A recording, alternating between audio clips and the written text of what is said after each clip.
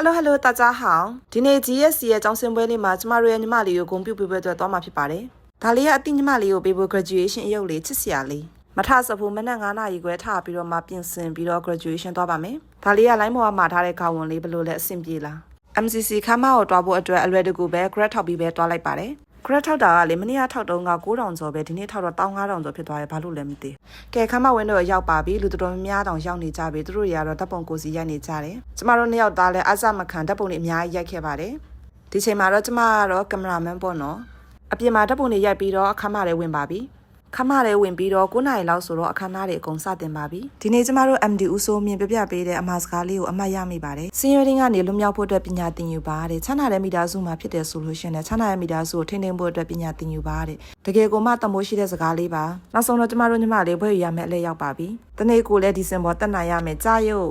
ပွဲကြီးနေရင်လည်းဗိုက်စာလာရင်လည်းအပြင်မှာမုန့်တွေရောင်းထားရရှိပါတယ်။ပြီးတော့ကျမတို့ရဲ့ကျောင်းမှာအချောလလေးတွေကလည်းအကလလေးနဲ့ဖြိုပြပေးပါတယ်။တော်တော်လေးမှကြည့်လို့ကောင်းပါတယ်။အရင်ကတခြားလူတွေရိုက်တာမြင်တော့ကိုတကယ်ရိုက်ချင်နေရအခုတော့ကိုယ်တိုင်ရိုက်နိုင်ခဲ့ပြီတော်တော်လေးမိုက်တယ်။ကဲနောက်ဆုံးတော့ကျမတို့မျိုးလေးနေတဲ့ပါဆိုင်ရောက်လာပါပြီ။ပါလာကောက်နေဆိုတာ